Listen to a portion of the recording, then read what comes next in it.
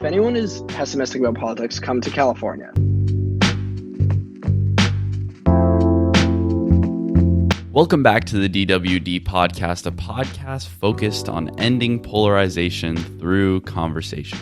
Today we're joined by a fantastic guest. We're joined by Mitchell Rosenberg, who is the founder and the host of Simplified, an organization that's trying to simplify politics for our generation. Mitchell, thank you so much for being here today. Hey guys, thanks for having me. Excited to be here. Of course. So for anyone who is not familiar with you or any of your work, could you just give us a quick introduction to who you are? Sure. I am a 23-year-old guy from California, born and raised in California. In Southern California, moved up to Northern California after I graduated college to work for the governor, which is where I work now doing policy for him. So obviously it has been a crazy year with everything going on for all of us. But in the midst of all this, have just had an idea for a long time to find a way to make politics accessible and not as scary for those of us who, aren't going to go read a long New York Times article or kind of dive deep into the Bernie Biden unity plan, right? And how do we bring that to people? So just kind of launched 3 months ago. That's great. I'm curious on your behalf, accessible to who? Because it seems like news is more prevalent than ever before, with access to social media, with access to typical forms of media, whether you watch CNN or Fox News or whatever you may choose to subscribe to. What about your platform makes it so accessible?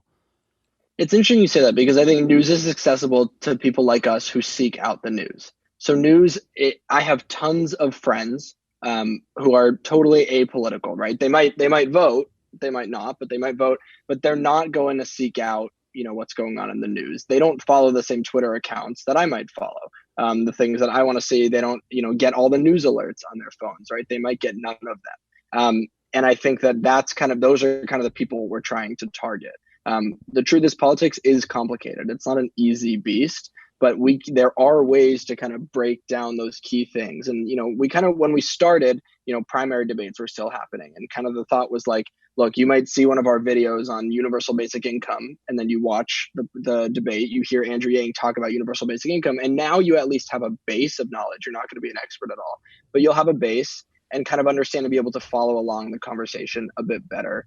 So I think those really are the people that we're targeting that aren't going to seek it out on their own. So let's kind of put it right in front of you in an easy, accessible, fun way. Mm.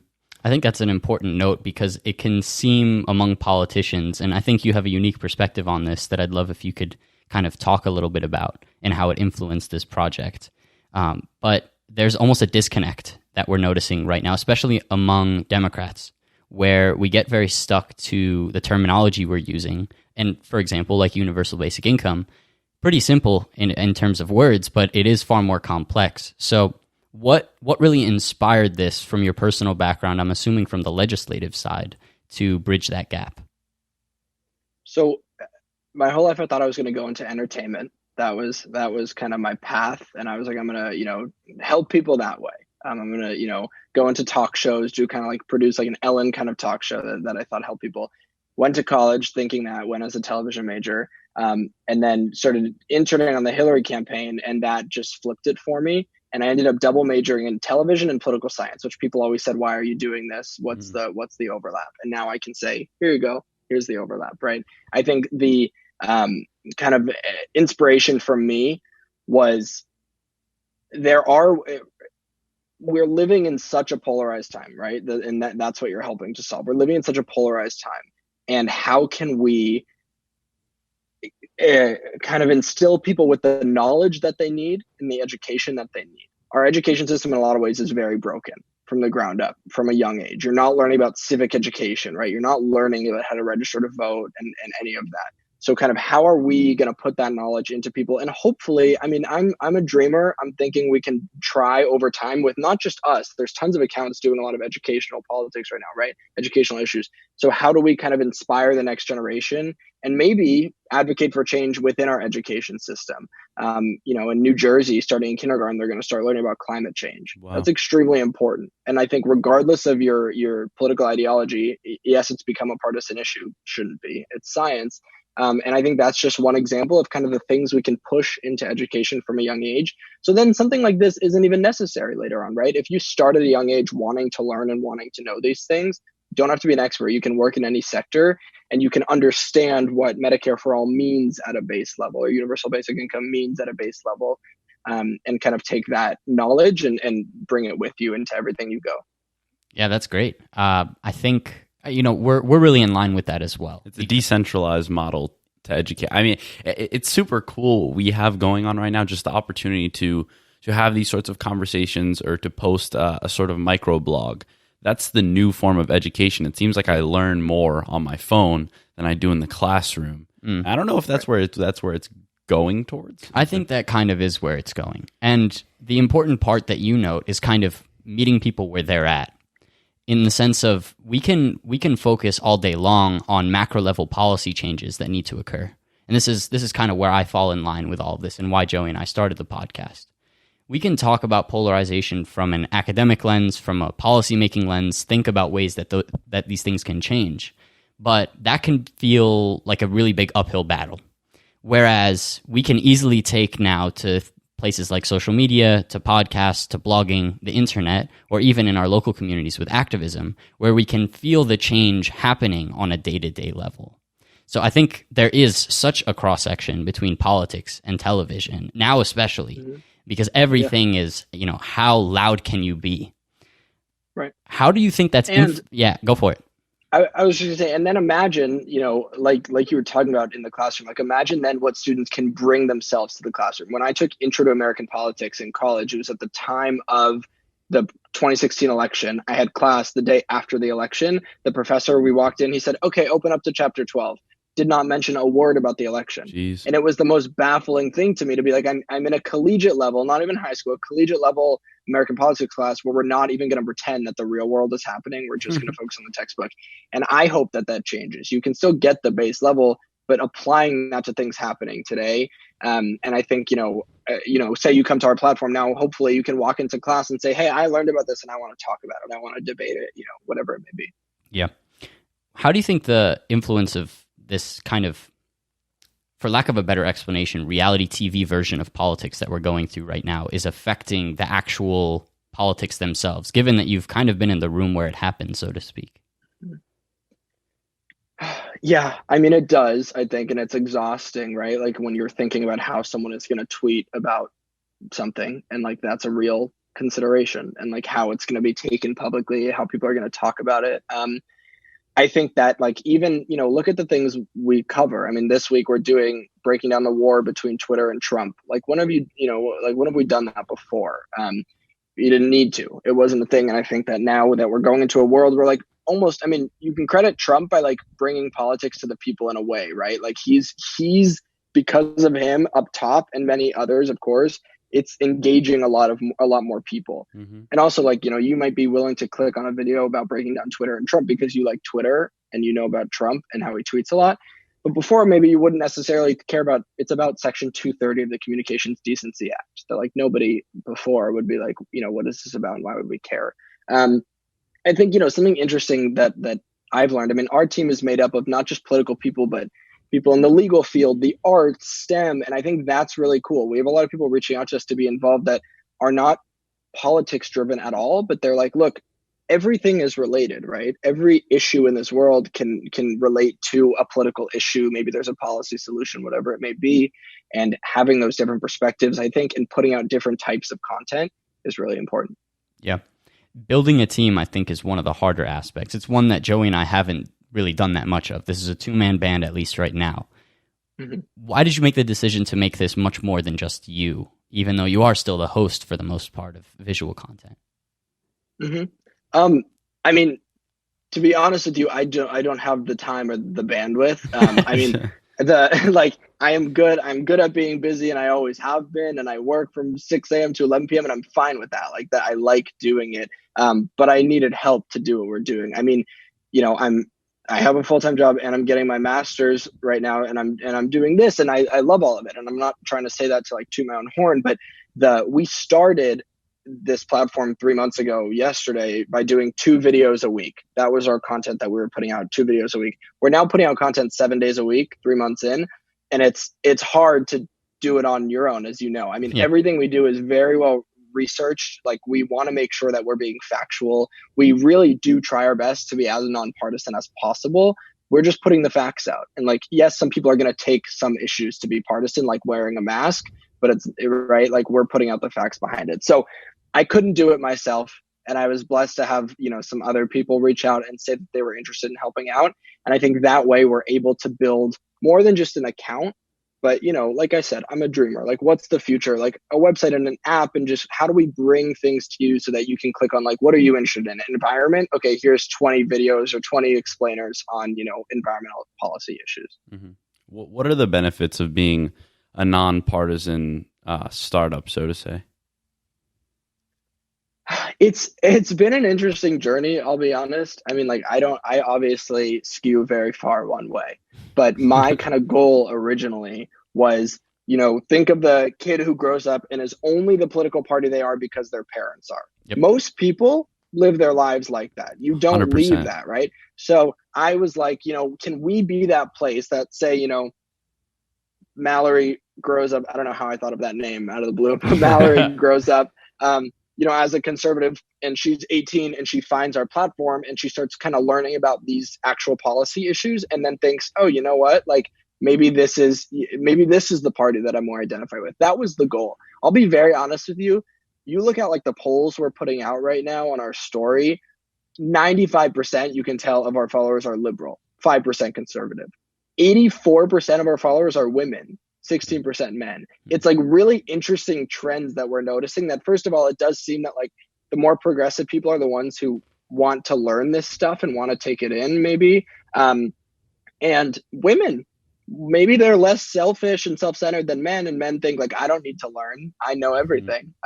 But women are the ones who are like flocking to it to really learn more and get it out there. It's fascinating that you mention that sort of like family-oriented relationship towards politics. It gets passed down from parent to child, generation after generation after generation. I was sitting down with a group of people a little while ago, and it was interesting to see that a large sum of them were Trump supporters. But when I digged a little bit deeper into it, since I'm personally not a Trump supporter, I digged a little bit deeper into it. All their ideas seem more liberal than they were conservative. And so I don't think that a lot of people actually get checked in terms of their ideology. It's more so just like, what does your family subscribe to or your environment subscribe to, and you almost follow suit. Yeah. Well, look, I'm sure you guys talk about this all the time, but like, we have everyone has the same hopes and dreams for their family, right? Like, you want your family to be successful and healthy and safe, etc. And that's what happens a lot, I think, when you break down someone's like really strong belief and you're talking about kind of, well, what is it that makes you believe that way? And then you realize there's a lot more commonality there. The hard thing is it's hard to get to that place. It's hard to get to that like sane, calm conversation.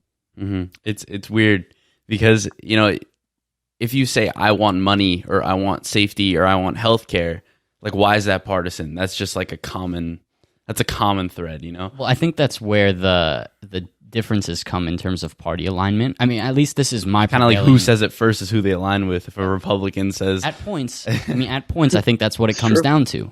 But my new prevailing kind of political theory is that we all kind of have the same values in mind. I think many of us care about security. We care, just like you were saying, we care about our families.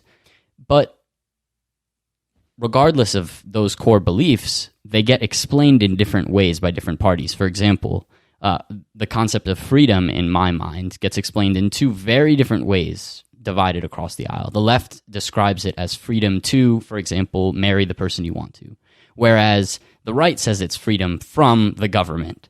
And in that respect, I think that there's a lot of common ground to be found.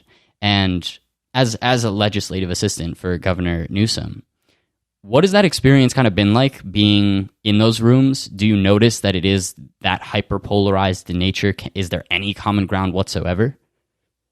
So I say this a lot. If anyone is pessimistic about politics, come to California. Like, come to Sacramento and see all the stuff that gets done. And, you can't say that that wouldn't happen without a supermajority, of Democratic legislators. But regardless of party, if you have a good idea, you can get stuff done here. And I think that California is such an absurdly diverse state, and there's 40 million people, and there's different types of areas every which way, and people struggling every which way. But so much does get done every single year. This year, yes, not a good test case. This year's a hard year. And the governor set his incredible budget in January trying to do all these things. And obviously a lot of that has been, shifted because of the pandemic. But I truly think that you look at California and you can start feeling a little more optimistic about politics. Yes, California is propped up as a democratic land, and people think that from all over the country, and of course it is, and it's a coastal state. But regardless of party, you honestly, I feel working there, you're respected and you're listened to, regardless of the bill you're pushing, regardless of the organization you're a part of.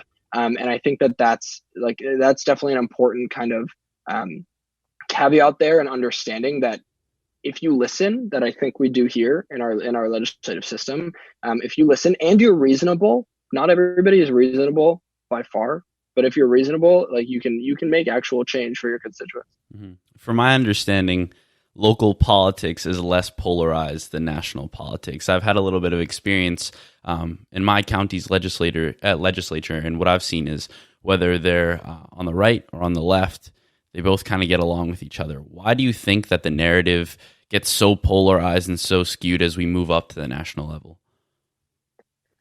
I think it feels to people that the stakes get bigger, which isn't necessarily true, right? Yeah. Your local government is really who's affecting your day-to-day life, not the president, not the governor.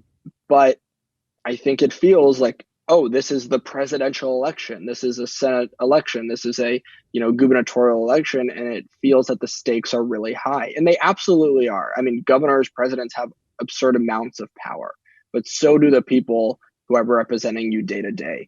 I do think, though, as we move, obviously with, defunding the police movements, for example, and others, schools reopening, you are seeing a renewed focus on your local officials. And you're seeing kind of those local officials being put in the hot seat at these meetings, and constituents are looking to them for answers. And maybe they weren't prepared for that in some places, and maybe they are in others. And obviously it's partisan. I mean, Orange County just, voted that they're going back to school and masks are not required. And the governor had to step in and say, you're not going back to school. And when you do, masks are required. But so it's kind of, hopefully you can trust your local officials. I think in the bigger counties, it gets harder. You're representing a lot of different subsets of people. Yeah, one of the biggest fears that I have coming out of this time and the vast emphasis on national politics is the fact that people think that our institutions are just totally destroyed, when in reality, I think they might just be healthier than ever, and this is just a test to the system. Given this kind of goes without saying, but we have a really important election coming up, at least on a national level. And there's many of senatorial seats, House representatives, local officials as well on the ballot. What have you noticed to be really effective tactics to especially get out our generation, since that is kind of, the focus of what you're working on right now? Understanding. I mean, I think it sounds like a cliche, but I think the more and more people that we have posting or sharing our stuff or reaching out that are there was one this morning that made me smile, and it said me, I don't understand politics. Simplified, we've got your back. And I thought that was just a cool kind of explainer about what we do. And it's true, because I feel that kind of that is our purpose. So I think that the way to get people out is by making people, number one, understand what they're voting on. And number two, understanding why it's important. I think as we're seeing injustice, injustice has always been here, but it has a spotlight right now. And hopefully that spotlight continues. But I think that people are seeing, and they're I'm so lucky. I think people are realizing how lucky and privileged they are in this country, especially, compared to other places in the world. How lucky I am for being a white kid from an affluent California community. Extremely lucky. And I think that people are noticing that for the first time in their lives about themselves, and understanding that that's the way to get themselves out there. So we're going to have a really, really strong focus coming up on the election. And it's not necessarily going to be a get Trump out of there. It's just going to be like, these are the things that are important on a ballot. I think we also want to break down, you look at a ballot and it's confusing and there's so many things to vote for. And you're like, what the heck does any of this mean? We're trying to think of, how do we break that down for you? How do we kind of emulate the ballot so you can feel that you're comfortable and confident going to the ballot box, and hopefully more mail-in ballots make more people vote. I mean, people are still a bit lazy, but having it right at your fingertips, if you do understand, hopefully that helps. Given your experience, what are some tactics that you've seen or that you hope to see in order to actually galvanize some sort of votership to lead America or our state legislators or local county legislatures on a better path?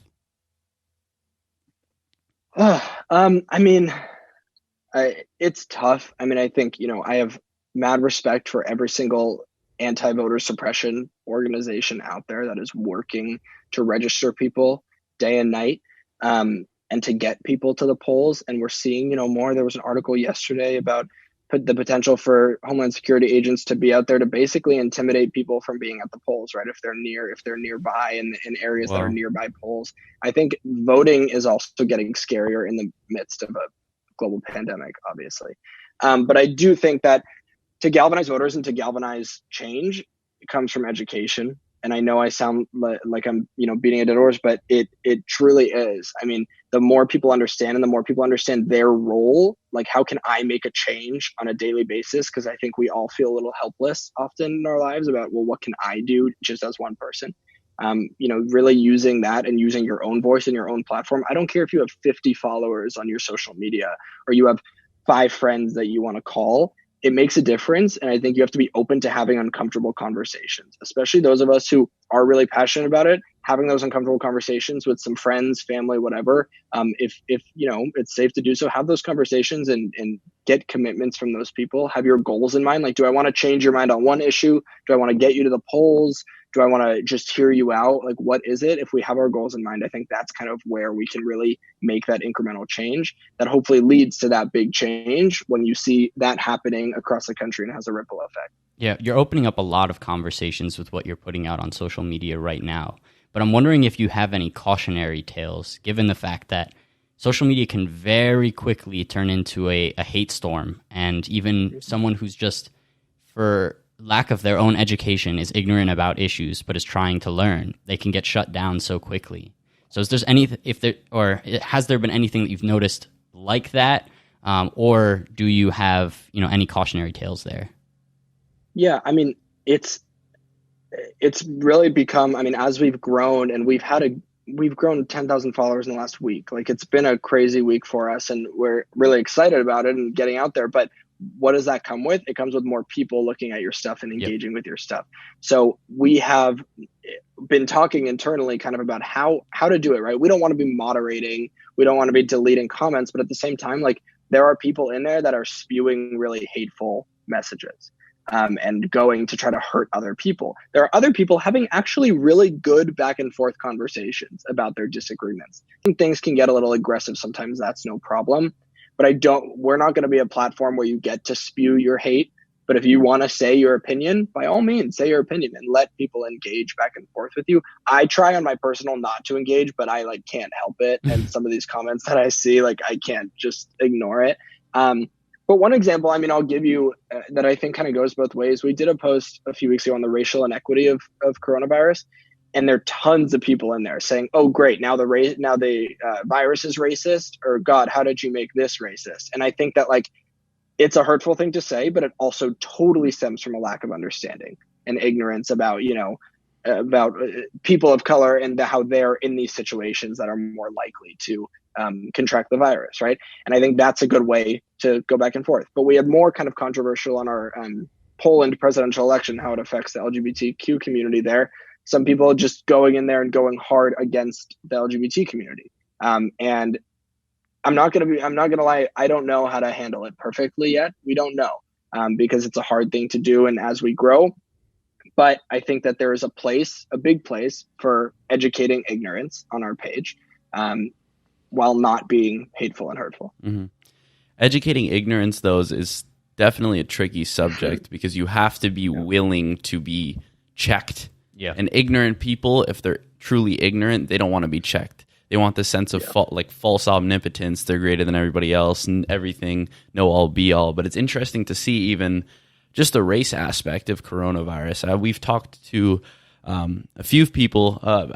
Me particularly, I've talked to, what was it? I think the organization was called the Equity Alliance, and they're in Nashville. And historically, they have really low voter turnouts for the Black community. And it's just interesting to see on that aspect how the Black community is being impacted by the election and also disproportionately by the coronavirus. When we talked with Professor Jonathan Metzel, Dr. Jonathan Metzel, about this issue, it's just there's a lot of systemic injustice which is happening, and if we don't call attention to it, if we don't bring up that conversation, then these sorts of problems will perpetuate, you know? And so in order to actually, given that you likely associated as a white male, I'm assuming, how do you add that element of voice into your company that is from the Black community or is from a community that is not of your own? Yeah, that's a really, really great point. And like, what did I do in the beginning when I started this? I reached out to some of my friends and asked them to help me out. Who were they? They were other white people. And I think that's kind of an issue that we have, but we've made a really, really sincere effort to reach out to other people, to reach out to people of different race and ethnicities, different ages, different backgrounds, different jobs, different sectors, like I talked about, to try to build that, to ensure that the stories we're telling have voices in there. I don't want to be out there talking about, the importance of Juneteenth. I think I should learn it and I should have it, but it's not my story to tell. And I think that that's an important thing for us to remember as we're putting content out there, and to make a deliberate effort to ensure that we have that diverse set of people on our team that are working on these issues. With that, it's also a lot of research, right? Like a lot of it's easy for us to jump to conclusions, especially those of us who pay attention to politics, to just be like, oh, well, I know this and I know how this works. I've learned a lot. I think the coolest part personally for this is I've learned so much in the last few months about issues that I thought I knew a lot about, but now I know a lot more about, and even feel myself more comfortable going to the table and having a thoughtful conversation about one of these policies. And I think that that's been kind of a really great thing for me, and I'm hoping for a lot of other people. Yeah, it is frustrating, though. I'd imagine people listening to this could be frustrated, as I have been, with the mere fact that this information isn't already accessible. The fact that our politics is inaccessible to begin with. And I mean, that's how it started as well. Voters were people who, for lack of a better explanation, looked like us, but they also had property and they owned slaves. And as we go through this process of expanding our democracy, which I think is lacking in our education, is this notion of, listen, we are not a perfect state by any means. We are very much an imperfect experiment. And that reframe and that check of American exceptionalism is one that's important in my mind, because it reminds us that we're actually still in the process of building our democracy every single day. Mm-hmm. So we're not that old. No, very true. Very true. Mm-hmm. So to wrap things all up, we want to roll the red carpet out for you, Mitchell. Tell them what you have going on with your life and where they can find you.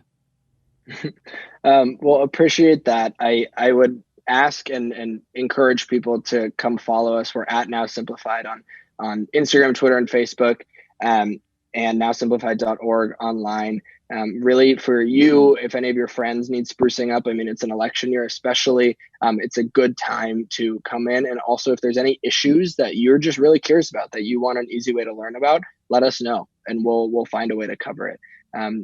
And yeah, I really appreciate the opportunity to be here. Of course. Thank you, Mitchell. Again, thank you everyone for listening. Of course, all of our socials will be in the description down below, as well as Mitchell's and where you can find all of his work. We will see you next week with a brand new episode. Until then, peace.